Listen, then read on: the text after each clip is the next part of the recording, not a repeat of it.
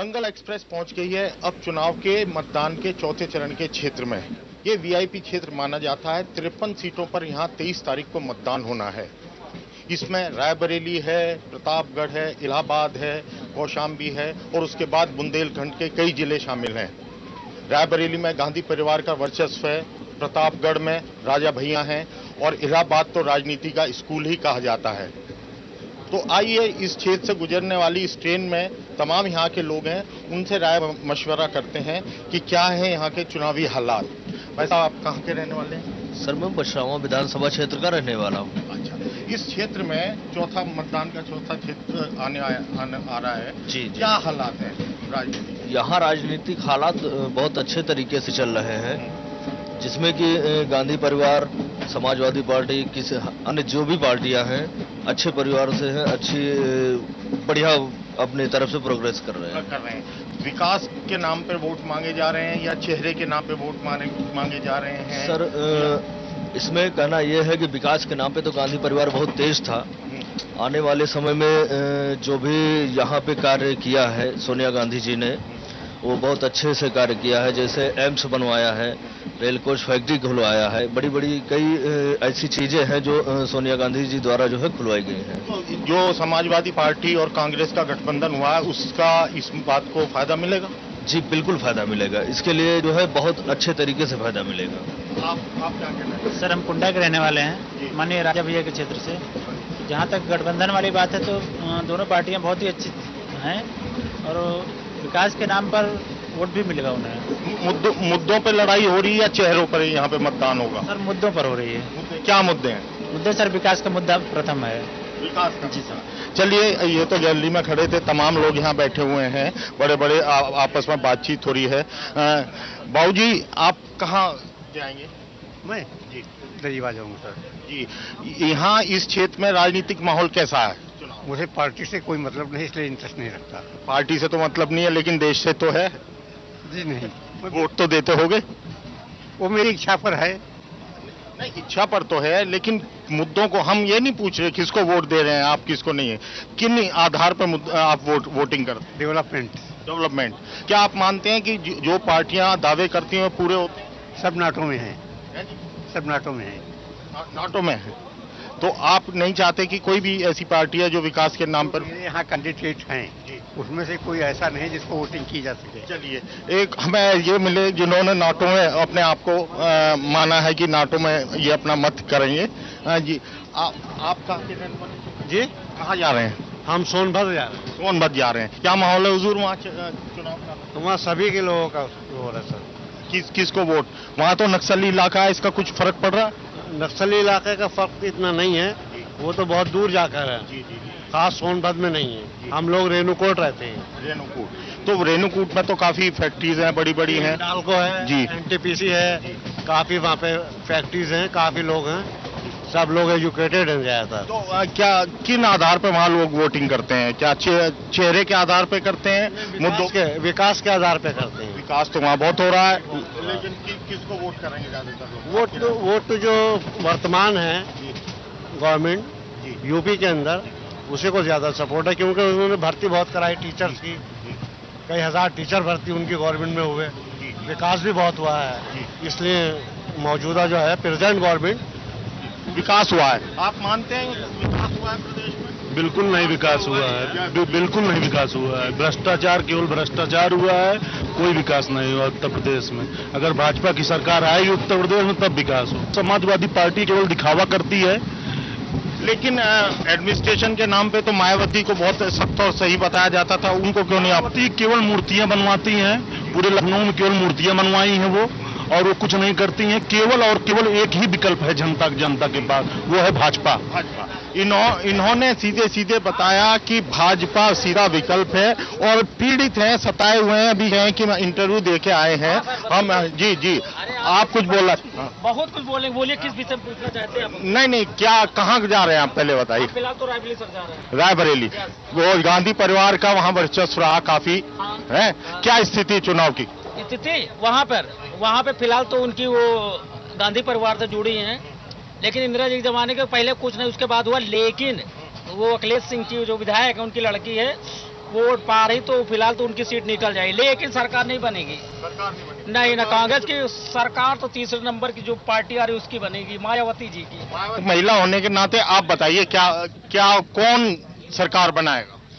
देखिए, सरकार का तो मुझे मालूम नहीं कि किसकी बनेगी, ठीक है, लेकिन इतना हम जरूर करना चाहेंगे कि जो देश हित में काम करे वही जीते। लेकिन क्या आप मानती हैं जो पार्टियां कहती हैं वो करती हैं? ऐसा कुछ नहीं है, कहने के तो बहुत सारे वादे होते हैं लेकिन सब निभाए नहीं जाते। नहीं करते। नहीं। तो आप ऐसी परिस्थिति में क्या मानते हैं कि मुद्दों पे वोट होता है, जाति के पे वोट होता है, या विकास के नाम पर वोट करता है आदमी? बहुत तो मुद्दे ऐसे हैं कि जातवाद पे भी वोट बढ़ रहे हैं, ठीक है, लेकिन हमारा मानना यह है कि मतलब जो देश हित में काम करे, ठीक है, हम उसी को देंगे। पर्सनल हमारा कोई फायदा नहीं है, ठीक ना, हमें ना भी मिले तो भी कोई फर्क नहीं पड़ता। मुख्यमंत्री कौन? चलिए हम पार्टी नहीं पूछ रहे, मुख्यमंत्री कौन होना चाहिए देश हित में अगर आप मानते? देखिए, मुख्यमंत्री देखिए हम तो नहीं जानते कि कौन बनेगा, लेकिन ये ऐसा कुछ नहीं है, लेकिन अब जो भी सरकार थी वो भी बहुत अच्छी नहीं है, ठीक है, और फिर वो दोबारा आए ये भी ठीक नहीं है, ठीक ना। यानी कि ये बदलाव, प्रदेश में बदलाव चाहते हैं जी। सर आप कहाँ जा रहे हैं? मैं तो कुछ नहीं कह पाऊंगा। हैं जी? नहीं कह पाएंगे, मेरे ख्याल से आप सरकार से जुड़े हुए हैं उससे। जी हाँ सर, आप बोलिए। बताइए कहाँ, कौन सा क्षेत्र पड़ता है? इलाहाबाद मेरा तो। इलाहाबाद पड़ता है। देखिए इतना बहुत देर बाद आप मिले हमें। इलाहाबाद राजनीति का इतना बड़ा सेंटर रहा है, क्या हालात है साहब हमारे चुनाव के? इलाहाबाद में देखिए जो चुनाव का माहौल है वो भाजपा के पक्ष में है पूरा। आप चाहे हर्ष वाजपेयी हो, शहर उत्तरी से है, उसके बाद नंदी है उधर, और उधर उदय भान की वाइफ है, नीलम है, वो कम से कम नहीं तो इलाहाबाद से 4 सीट निकलेगी भाजपा की। 4 सीट निकलेंगी? 4 सीट निकलेगी, हो सकता है 5 भी निकल जाए। 5। और सेकंड नंबर पर कौन रहेगा? सेकंड नंबर पे कांग्रेस रहेगी, क्योंकि कांग्रेस शहर उत्तरी से क्योंकि उनका अनुग्रह नारायण सिंह का डायरेक्ट अपना इन्वॉल्वमेंट है, इससे पहले वो विधायक भी रहे हैं। जी। इस वजह से अनुग्रह रहेंगे। बाकी अलग क्षेत्रों में बाकी सेकंड नंबर पर पार्टी जो भी रहेगी, चाहे बीएसपी भी हो सकती है और सपा भी हो सकती है, जो भी हो। जी। तो प्रदेश में चलिए वहाँ तो 4 सीट मिल गई, प्रदेश में सरकार किसकी बन सकती है? ऑब्वियसली भाजपा की बनेगी। भाजपा की बनेगी। किसके पीछे क्या कारण है? इसके पीछे कारण सिंपल सा है कि आप जो नोटबंदी देख रहे हैं या बहुत सारे जो इन्होंने अपने प्रोजेक्ट दिए हुए हैं, उससे लोग काफी ज्यादा प्रभावित। आप ग्रामीण क्षेत्रों में जाके देखेंगे तो वहाँ पे जो इन्होंने योजनाएं चलाई थी, जिस तरीके से आपका बीमा योजना खेत से रिलेटेड थी, ये बहुत ज्यादा प्रॉब्लम। अभी हम शादी से लौट रहे थे तो वहाँ पे हरदोई से, तो वहाँ पे भी देखिए सपा का काफी गढ़ माना जाता है, लेकिन वहाँ पे भी लोग पूरी तरीके से बीजेपी के सपोर्ट में हैं। भाई साहब आप कहाँ जा रहे हैं? मैं इलाहाबाद जा रहा हूँ। और कहाँ से रहे हैं? मैं लखनऊ से। लखनऊ से इलाहाबाद जा रहे हैं, रहने वाले भी इलाहाबाद के हैं। क्या हालात हैं हुजूर इलाहाबाद के? इलाहाबाद में ट्रेंड बिल्कुल स्पष्ट है कि अगर रूलिंग पार्टी हो या फिर बासपा हो, अगर उनका वोट शेयर या उनकी जो सीटें अगर घटती है तो इनका ऑब्वियसली फायदा जो 15 साल से जो सत्ता से दूर है उस पार्टी के पास जाने वाला है। मतलब सत्ता इधर उधर बात करके अपनी बात कह दी, सीधे सीधे नहीं कही कि जो सत्ता से दूर है उसको फायदा मिलेगा। बहुत कई चीजें निकल कर आई हैं, मुस्लिम वोट बट रहा है, सत्ता से दूर है उसे फायदा मिलेगा। कोई सीधे सीधे गणित में बता रहे हैं कि बीजेपी की गवर्नमेंट बनेगी। वीआईपी मतदान क्षेत्र है, अभी हमने आपको बताया भी, रायबरेली है, प्रतापगढ़ है, इलाहाबाद है, तमाम लोग और सीधी सीधी राय भी रख रहे हैं और बता भी रहे हैं कि क्या होने वाला है, क्या सोच रहे हैं कि कैसे वोट देंगे। जी, जिसने काम किया है, जिसने अपने इलाहाबाद में थोड़ा काम किया है और जो आगे अपने यंगस्टर्स को आगे बढ़ाना चाहता है, उसी को वोट देंगे हम लोग। किसने बढ़ाया है आपका अब तक यूपी को आगे आप ही नजर में? इस बार अखिलेश सरकार ने काफ़ी कुछ किया है। एज अ स्टूडेंट व्यूअर मैंने देखा है कि उन्होंने स्टूडेंट्स के लिए किया है, और इसके पहले वाली सरकार मुझे नहीं लगता उन्होंने कुछ किया था, बट अखिलेश जी ने तो किया है। अखिलेश जी ने, लेकिन पीछे कुछ लोग कह रहे थे कि इलाहाबाद में तो ऐसा नहीं है, बीजेपी के पक्ष में माहौल है और ये है वो है, तो क्या आप मानते हैं? बीजेपी सपोर्टर, बट अभी तक तो उन्होंने किया है। अच्छा, बीजेपी सपोर्टर है लेकिन अखिलेश को पसंद करते हैं। वोट किसे देंगे? वोट तो मैं बीजेपी को प्रेफर करूंगा, उनको भी चांस देना चाहूंगा जी कि बहुमत से वो। और मुख्यमंत्री किसको देखना चाहेंगे? मुख्यमंत्री बीजेपी का जो बीजेपी के कौन खड़े हैं इस बार? नहीं बीजेपी, हाँ बताइए। जैसे अखिलेश ने क्या रखा कि हम बनेंगे मुख्यमंत्री, मायावती खुद बनेंगी और कांग्रेस ने सीधे कौन लड़ रहे हैं इस बीजेपी ने बार? सीएम अपना सीएम अनाउंस किया है कि बीजेपी का यूपी का सीएम कौन रहेगा, वो कौन रहेगा अध्यक्ष, क्या योगी आदित्यनाथ। आप भी उनको सपोर्ट कर रहे हैं? जी नहीं, मैं अखिलेश की सपोर्ट करता हूँ। अखिलेश को जी, लेकिन पार्टी के तौर पे बीजेपी को? नहीं जी, मैं अखिलेश ही को सपोर्ट करता हूँ। और जी, मैं समाजवादी पार्टी को बहुत सपोर्ट करता हूँ, क्योंकि भाई जितना आजकल इलाहाबाद में देखिए आप डेवलपमेंट हो रहा है, पूरा सिविल लाइंस का एरिया पूरा उन्होंने चेंज कर दिया, उन्होंने बहुत चीज़ किया है। और देखिए पिछले जब उन्होंने सरकार उनकी बनी थी तो उन्होंने लैपटॉप दिया था यंगस्टर्स को, और वो अखिलेश राहुल गांधी के साथ गठबंधन करने के बाद हम लोग सोचते हैं कि शायद, और उन्होंने बहुत आगे तक की सोच रखी है यंगस्टर्स के लिए, क्योंकि यार दोनों अपने राहुल गांधी और अखिलेश यादव जो दोनों हैं, दोनों मतलब कि यंगस्टर्स को आगे बढ़ाना चाहते हैं। यंगस्टर हैं, यंगस्टर्स को आगे बढ़ाना चाहते हैं। मैडम आप क्या करती हैं, पहले बताइए। जॉब करती हैं, हाउसवाइफ हैं? हाउसवाइफ हैं हम। अच्छा, क्या कहाँ के रहने वाले? हम रायबरेली के रहने वाले हैं, लेकिन लखनऊ में ससुराल में। अच्छा, रायबरेली में क्या माहौल है? जैसे इंदिरा गांधी फैमिली रही है, गांधी फैमिली रही है, उनका वही अभी रुतबा है कि कुछ कम हुआ है? अभी तो थोड़ा फर्क पड़ गया है। पहले अखिलेश सिंह थे तो उनको वो हमेशा जीतते थे, लेकिन अब नहीं है ऐसा कुछ। हाँ। इस बार क्या लग रहा है आपको?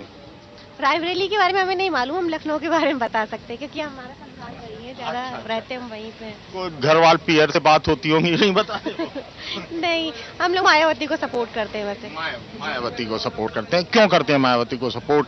बीइंग ए लेडी, एक महिला होने के नाते या एडमिनिस्ट्रेटर होने के नाते? एक महिला होने के नाते भी, और उनके राज में हमें लगता है गुंडागर्दी बहुत कम हो जाती है। हाँ, सर आप कहाँ के रहने वाले हैं? बाराबंकी। क्या माहौल है साहब यहाँ आसपास के क्षेत्र में? अखिलेश जी का है माहौल। अखिलेश का माहौल है, उसके पीछे क्या काम बोलता है या और कुछ भी वजह है? काम बोलता है। आप मानते हैं कि पिछले 5 सालों में जो बहुत तरक्की हुई? अच्छा, कुछ लोगों का ये आरोप है जो उन्होंने प्रोजेक्शन किया है अपने काम का, वो चुनाव आने के पास किया है, इतना काम नहीं हुआ जितना वो कह रहे हैं। क्या इस बात से, इन आरोपों से आप सहमत हैं या कुछ कहें? लोग झूठ बोलते हैं, अफवाह कराते हैं। किस तरह के काम किए उन्होंने? बहुत काम किया है, तरक्की, सड़कें तमाम बनवाई, उन्होंने पुल तमाम बनवाया, उन्होंने मेट्रो बनवाया, उन्होंने पेंशन दिया बुढ़ों को, बूढ़े लोगों को, तमाम काम हुए हैं। आपका वोट है? जी हाँ, मेरा वोट है। कहाँ पर डालेंगे आप वोट? फैजाबाद। फैजाबाद। क्या स्थिति है वहाँ चुनाव? सर भाजपा। भाजपा। जैसे अभी बाबूजी कह रहे थे कि अखिलेश ने क्षेत्र में काम किया है, तो आप क्यों? भविष्य के लिए अगर हमें बढ़ना है तो भाजपा को लाना है। भाजपा को लाना है? जी हाँ, क्योंकि भाजपा ही ऐसा कुछ कदम उठा रही है जिससे हमारा सबका आगे का पढ़ाई से रिलेटिव जो भी है, नौकरी चाकरी कुछ भी मिलनी है तो उन्हीं से मिल सकती है, क्योंकि भ्रष्टाचार बहुत है यूपी में, और जो अखिलेश जी के सरकार में बहुत ज़्यादा हो रहा है और सपोर्ट नहीं मिल पा रहा है उतना ज़्यादा हम लोगों को। जहाँ भी जाते हैं जॉब मिलती है या कुछ भी ऐसा मैटर आता है तो सबसे पहले घूस का नाम, तो ये चीज मिटाने के लिए सबसे पहले हमें भाजपा के ऊपर कदम रखना पड़ेगा। देखिए, जिस तरीके से युवा ने कहा कि अखिलेश ने वाकई काम किए हैं, लेकिन वही बात है कि बीजेपी में चेहरा कौन हो प्रदेश नेतृत्व के लिए, इस पे अभी संशय बना हुआ है, और शायद इसी बात को लेकर थोड़ा लोगों में झिझक है कि अगर मुख्यमंत्री के नाम का प्रोजेक्शन होता, पहले से ही तय कर दिया होता, तो शायद इसके कुछ ना कुछ कैसे भी असर हो सकते थे। लेकिन ये बात जरूर है कि जिस तरीके से लोग अपनी बेबाक राय रख रहे हैं, उससे साफ हो जा रहा है कि इस क्षेत्र में जो चुनाव है वो कांटे का होने वाला है। सिर्फ ये नहीं कि ये एक तरफा हो जाएगा या अखिलेश को मिलेगा, कांग्रेस, सपा कांग्रेस गठबंधन को मिलेगा, या बीजेपी को या बीएसपी को, लेकिन इतना जरूर है कि यहाँ बीएसपी के सपोर्टर्स या बीएसपी के पक्ष में बोलने वाले बहुत ज्यादा लोग नहीं मिले। अभी ले लेते हैं एक छोटा सा ब्रेक के बाद फिर आपसे मुलाकात होगी।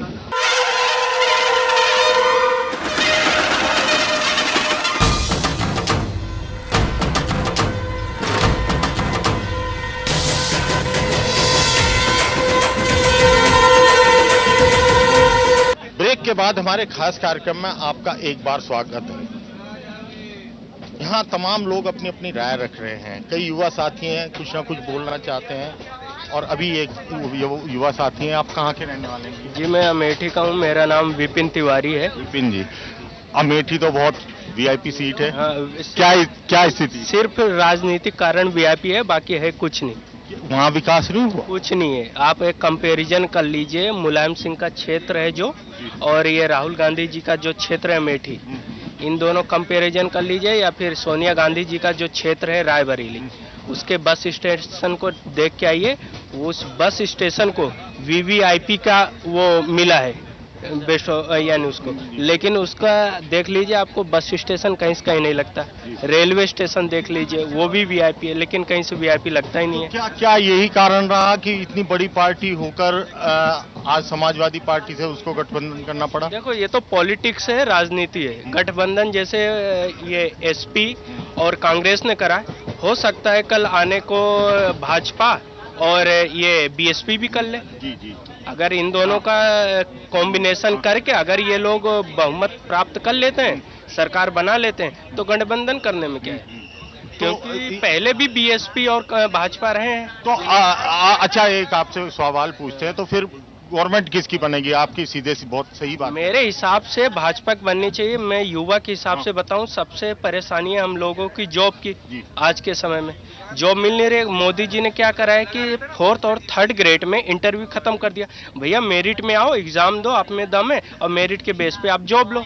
यहाँ पर क्या हो रहा है, अभी चुनावी मुद्दा आ रहा है, अभी इतना करप्शन चल रहा है, सिर्फ चुनाव के समय नहीं। भले चुनाव आयोग शक्ति बरत रहा है, लेकिन बरतने को कुछ नहीं है, क्योंकि जब चुनाव आता है ना, तो पब्लिक को अट्रैक्शन करने के लिए पैसा बहुत चलता है, खूब जॉब लेते हैं। क्योंकि चुनाव जब आता है तो गवर्नमेंट क्या करती है, वैकेंसी भी ज्यादा निकालती है युवा को, है ना, अट्रैक्शन करने के लिए। तो ऐसे में जब ज्यादा निकलते हैं, तो जो एमएलए हैं और जो ये विधायक हैं, जो भी हैं, एमपी हैं, ये सब क्या इनका फिक्स रहता है कि इतनी सीट हमारी, इतनी सीट हमारी। अगर ऐसा है वाकई में अखिलेश युवाओं को चाहते हैं, सब कुछ जॉब देना चाहते हैं, तो इंटरव्यू क्यों रख रहे हो? आप सीधे मेरिट बेस पे आप सिलेक्शन करो ना।